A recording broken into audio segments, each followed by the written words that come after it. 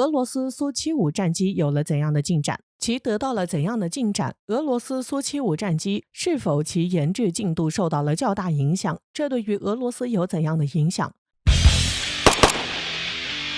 关于先进战机，一直以来都是各国关注的焦点，都希望可以研制出最新的战机，以此来使本国空军实力得到显著增强。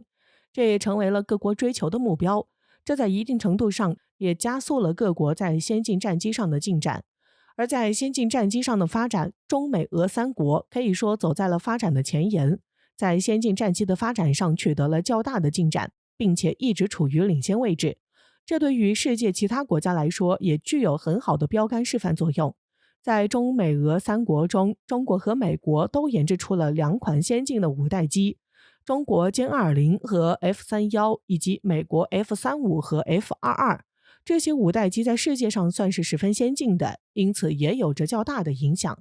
而俄罗斯也在看到中美两国相继研制出多款五代机，自己也不甘落后，并加快了对五代机的研制。在有了一款苏57后，就又加快了对第2款五代机的研制，也就是俄罗斯苏75战机。然而，关于俄罗斯苏75战机，其模型已经多次亮相。据悉，2021年7月20号，俄罗斯在莫斯科航展首次展示了新型五代战机原型机。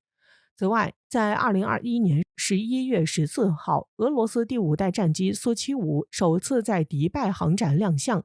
这也是这款战斗机的海外首秀。此外，关于俄罗斯苏75战机，据相关报道称，去年在莫斯科国际航展上，俄罗斯联合飞机公司展示了苏75将军单引擎五代战机，希望作为苏57重罪犯双引擎重型战机的辅助，并期望以较低的价格打开国际市场。据相关消息称，俄罗斯对于苏75战机的定位就是将其打造成一款出口型战机，以此来与美国 F35和中国 FC31战机竞争，靠自己独特的优势来获得更多的世界战机市场份额，以此来加快推进俄罗斯战机走向世界。这对于俄罗斯战机的发展也有着极其重要的促进意义，这就将对美国 F35产生较大的冲击。据悉，目前全球现役的五代隐形战机只有4款，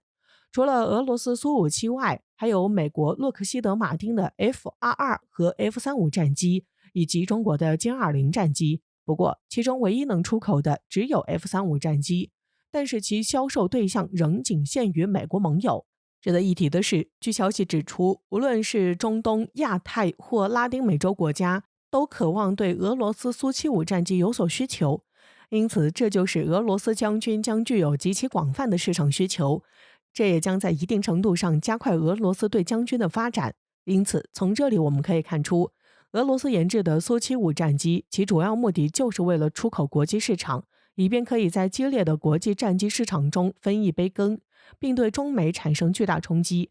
这对于俄罗斯来说有着极其重要的促进作用和深远的影响。不过，虽然俄罗斯对于苏75战机的宣传工作做得十分到位，以至于在世界范围内都对俄罗斯苏75战机有了很大的关注，并且使其成为了外界关注的焦点，受到了很大的欢迎。然而，关于俄罗斯苏75战机的研制进度，却一直都没有听到其相关进展。对此，有报道指出，关于俄罗斯苏75战机，现在已经很少听到它的最新进展。有一种看法认为，俄罗斯本身的经济能力很难支持他们研发尖端武器，特别是与乌克兰的冲突还在持续，这必然会导致更严重的国际禁运，从而使一些关键零件不能及时运达，因而导致苏75战机的研制进度。此外，据1945评论网站分析文章认为，虽然得益于苏27的成功经验，这加快了俄罗斯对战机的研制，但是此前俄罗斯在苏57的研制上速度也十分缓慢。不过现如今，俄罗斯在苏75战机的研制上存在更多的问题，并受到了多种因素的影响，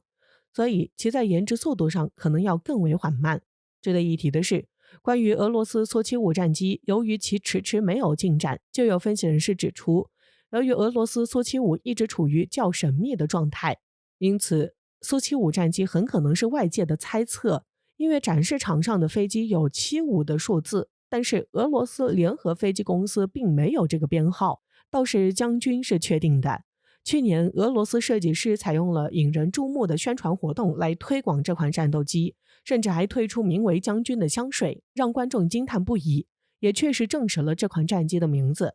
然而，关于俄罗斯苏75战机在研制过程中一直都没有公布其进展，这可能也会令人感到很惊讶，因为俄罗斯国防工业经常有过度承诺和交付能力不足的毛病。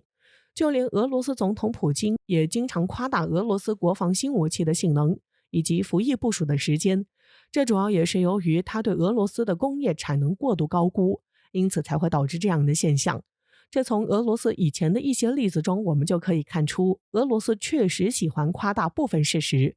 就如此前，俄罗斯联合飞机公司的负责人谢尔盖·切梅佐夫曾经对普京直言过，新战斗机要到2027年才能准备就绪，这比先前的保证晚了2年。此外，还有苏57重罪犯大约是2002年开始研制，但是直到2010年1月才进行原型机首飞，最终在2020年年底进入俄罗斯空天军服役。不过，虽然其正式服役了，但是生产量很慢，目前数量仍然不多。所以，对于基于相同技术水准所研发的苏75将军，在理论上应该比较容易研发，而且也传出许多外国客户感兴趣。如果研发顺利，那么其在非洲国家、越南、拉丁美洲和印度应该是具有很大的销售潜力，特别是许多第三世界国家用不起美制装备的情况，将会是他们最好的选择。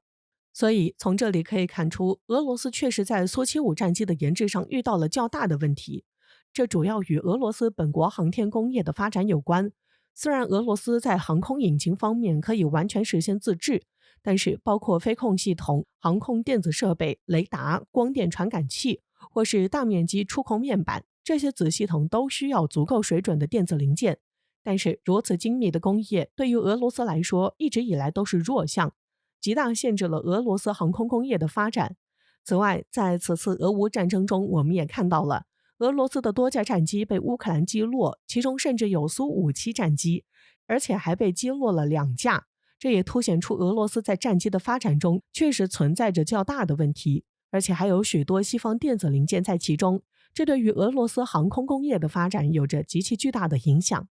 因此，对于俄罗斯在研的苏75战机可能也受到了较大的影响。这主要是由于西方对俄罗斯实现了最严格的经济制裁，所以这使俄罗斯不能获得高精密电子零件，从而导致苏75战机的研制速度被大大减缓，甚至可能会导致其研制失败。这对于俄罗斯来说也将是较大的冲击，也会对其产生深远的影响。